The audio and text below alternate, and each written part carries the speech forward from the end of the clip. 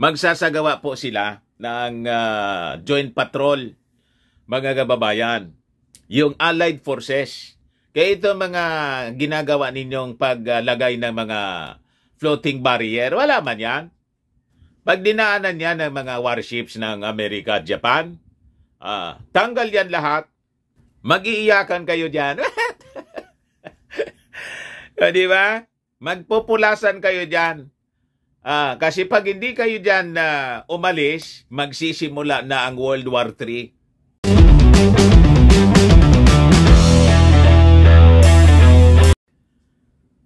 May nakapanggigigil na naman mga kababayan na ginagawa sa atin, yung mga Chinese. Diyan po sa West Philippine Sea. Yung Baho de Masinloc, ayun, binakura na po ng mga salot na Chinese. Bawal na daw mga kababayan sa ating mga fishermen ang pumasok para mangisda. No Pinoy's allowed na sa ating territory. What? Ganon katindi mga kababayan ito mga barkada ni Maudigs. Yan po mga kababayan yung balita sa sa Politico News. No Pinoy's allowed. China puts up floating barriers in the West Philippine Sea. Sabi ng Philippine Coast Guard. Yan po yung ginawa nila. Yan po mga kababayan, tingnan ninyo ang ginagawa sa atin ng mga barkada ni Maudigs at Mausara. Matinding pang-aapi mga kababayan sa ating mga mangingisda.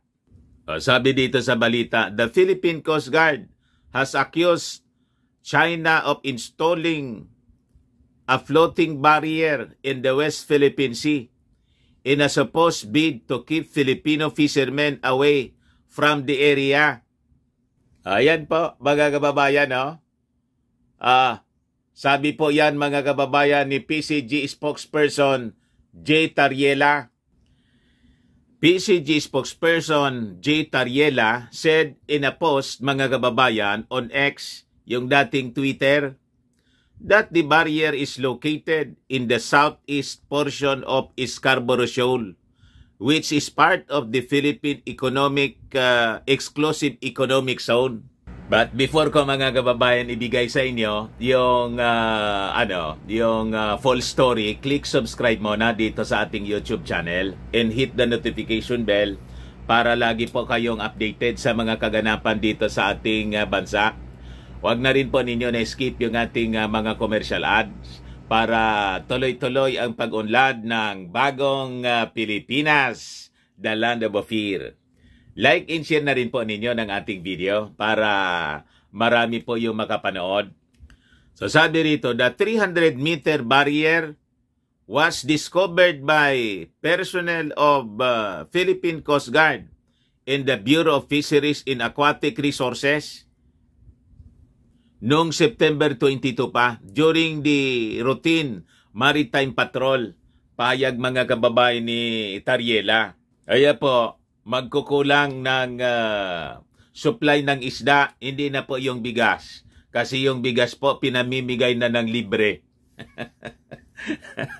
Hindi na 20 pesos lang. Sobra pa sa 20 pesos, mga kababayan na gustong ma-achieve ng ating Pangulo, ginawa na niyang libre sa mga pobre. Pinagsasamsa mga kababayan ng ating gobyerno galing sa kamay ng mga smugglers. At ang sabi, mga kababayan, itong mga smugglers na to, yung mga involved sa illegal cartel at manipulation ng presyo ng bigas, mga Chinese mafia. What? Talagang mga kababayan, mga Chinese yung namimirwisyo po sa atin. Pero niya, Mr. Marabilis, ang ganda talaga ng message ni Inday. Sa 74th anniversary, founding anniversary ng China, yung salita na Chinese. Lalong natuwa kay Inday yung mga Chinese mga kababayan. Pero yung mga mamamayang Filipino hindi na natutuwa sa ginagawa ng mga Chinese. Binakuran pati yung dagat. Hindi daw tayo allowed. Pinoy are not allowed. No Pinoys allowed, mga kababayan. Ayan po. No Pinoys allowed. Sa Baho de Masinloc, nilagyan ng bakod yung dagat. Pero sila, mga kababayan, yung mga Chinese, labas-masok dito sa ating bansa. Nag-establish na sila ng Chinatown. Matagal ng panahon. Libre sila na mamuhay, mga kababayan, sa ating bansa. Napakabait talaga ng mga Filipino po. Di ba? So sabi rito, photo shared by Tariela on X showed several boys, mga ano po, buya, placed at sea. He said they were installed by 3 vessels from the Chinese Coast Guard. So sabi rito, it was reported by the Filipino fishermen that the Chinese Coast Guard vessels usually install daw floating barriers whenever they monitor a large number of Filipino fishermen in the area. During the routine maritime patrol, the BIFAR vessels observed more than 50 fishermen engaged in fishing activities in the area, sabi po ni Tariela. Kaya biglang naglatag ng floating barriers yung mga Chinese. Di ano niya, Mr. Maravillas, yung masasabi mo dyan. Intay lang kayo, mga Chinese. Palaman yan na mga bakod-bakod ninyong nilalagay dyan. Pag dumaan na yung multilateral patrol, yung mga warships ng Amerika, Japan, at Australia with the Philippines, Philippine Navy ship, tanggal yan lahat. Ano man yan, mga boya man lang yan. Di ba? Anong itatagal niyan, mga kababayan, doon sa warship ng Amerika na magpapatrolya para sigurihin ang freedom of navigation dyan po sa West Philippine Sea? Inaayos pa ng ating gobyerno po. So sabi dito ni Tariela, yung Chinese Coast Guard as usual alleged that the presence of the BIFAR vessel anya at saka yung mga mangingisda violated international law.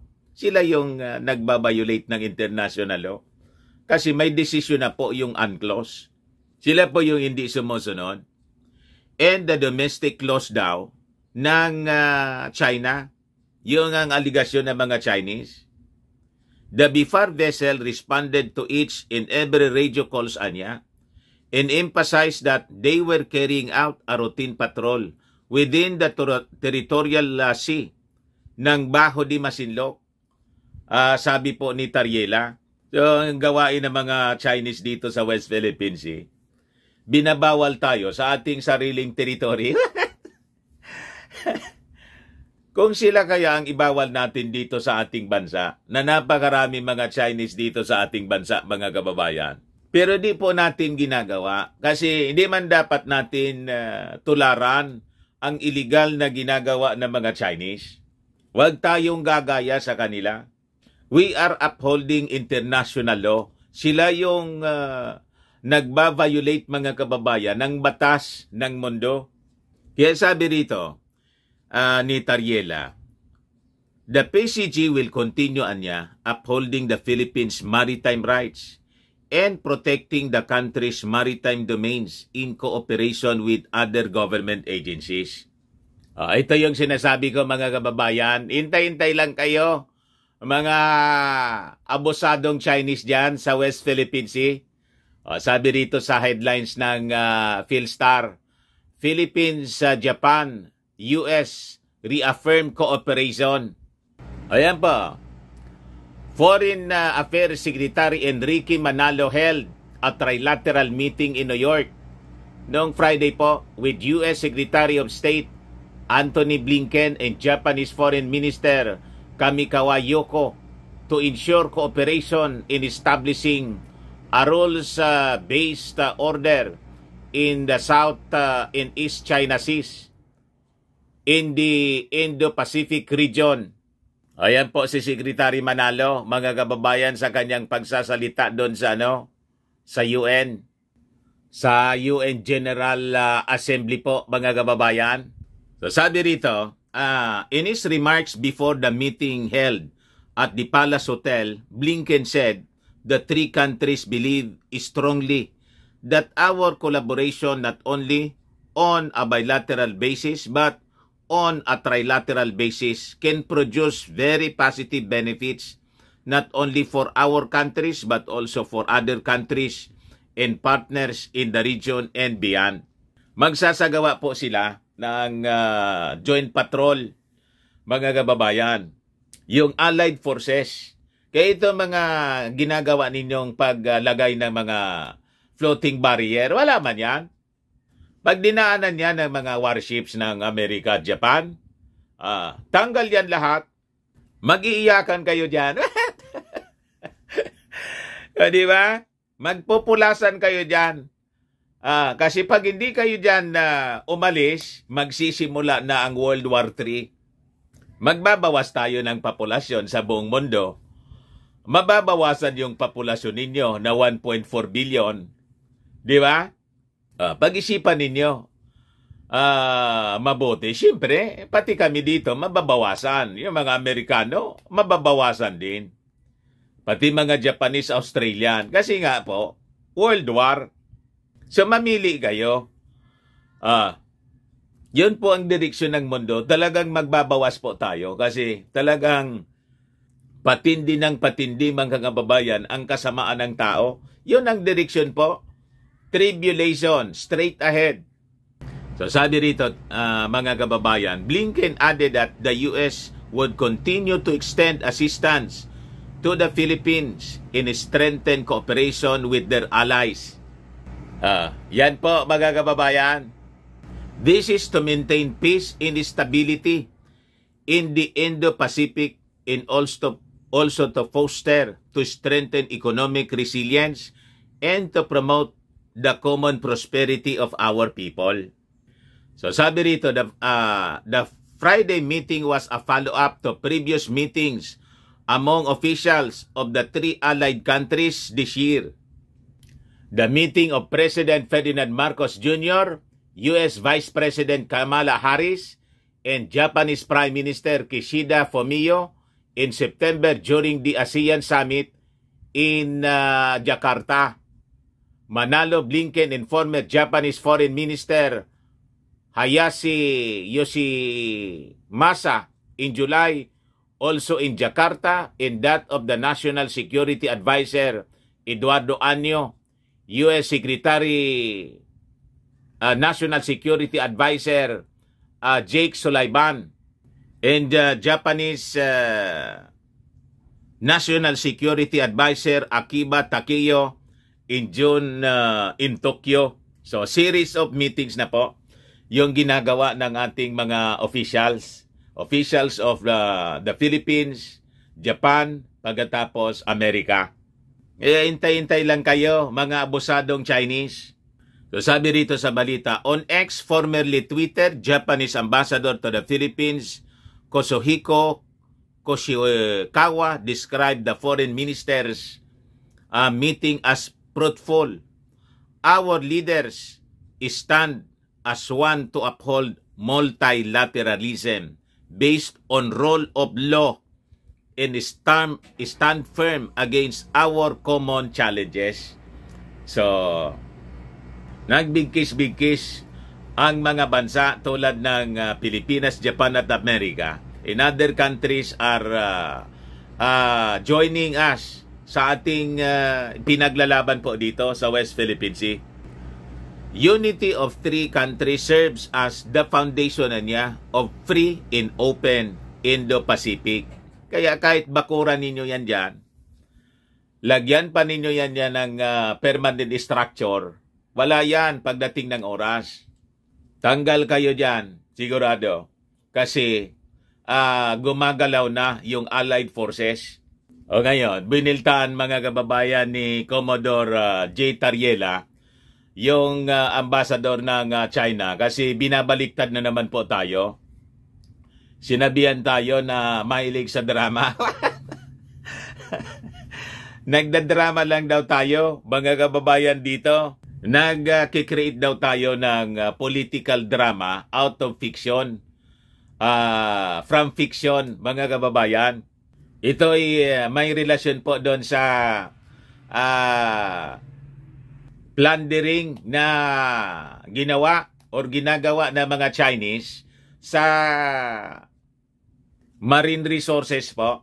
Yung mga coral reefs na sisira, ninakaw po ng mga Chinese dyan sa West Philippine Sea. Nagdadrama daw lang tayo. What? Ngayon, biniltan po ni Commodore Tariela. Ayan po mga kababayan yung sagutan ng dalawang opisyal. Kaya sabi po ni Tariela, ang tigilan anya ninyo, yung coral destruction. Stop coral destruction. Ayan po ang sabi ni Tariela, mga kababayan. Sabi rito, Philippine Coast Guard spokesperson Commodore J. Tariela says that the destruction of coral goes far beyond drama and is a serious crime against humanity, accusing China of swarming the Philippines' exclusive economic zone with its maritime militia. O narito mga kababayan, sinabi ni Mao Ning, yung spokesperson ng Chinese Foreign Ministry, sabi niya rito, we urge relevant party of the Philippines to stop creating a political drama from fiction. In the Philippines, if the Philippines truly cares about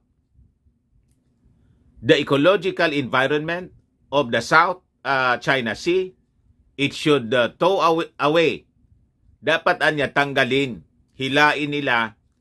hilain daw natin mga kababayan, yung illegally grounded warship doon po sa Ayungin Shoal, pinapatanggal sa atin as soon as possible stop it from discharging polluted water into the ocean and not let the rusting warship bring irrevocable harm to the ocean. So tayo yung inaakusa na sinisira natin yung marine resources.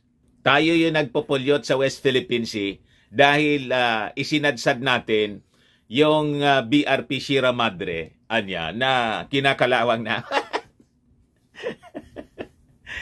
You see?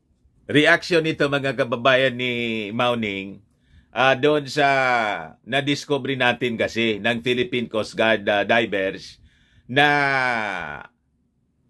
totally destroyed po. Matindi yung ginawa nilang pagsira po sa mga coral reef. Kinamkam na po lahat. Inubos po. Wala nang matiran yung mga isda. Walang makain yung mga isda dyan. Kasi wala na silang matitirhan. Wala na silang iitlogan mga kababayan ng mga corals. Inubos na dinurog ng mga Chinese militia. Pero binabaliktad tayo ni Mao Ning. Ayan po si Mao Ning, mga kababayan. Ngayon, biniltaan mga kababayan ni J. Tariela. Yung ating magiting na Commodore. Sabi mga kababayan ni J. Tariela, the destruction of corals goes far beyond drama. It is a violent act and a serious crime against humanity.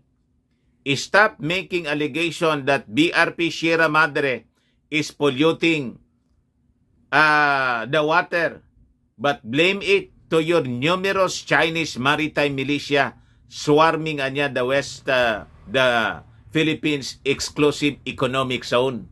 Buelta mga kababayan ni Tariela. Ayan po mga kababayan yung pahayag mga kababayan ni Tariela. Basag ka ngayon, Mao Ning. Ayan man lang po, mga kababayan. Baka lang gusto ninyo itong itry. Firmax Firming and Lifting Cream, pinapahid po sa mga pulses in affected area. Mainam po sa paninigas ng mga kaso-kasoan. Ito naman po, Automax Radiant Serum. Sa mukha naman yung application. Anti-aging po siya. You will look 10 years younger than your age.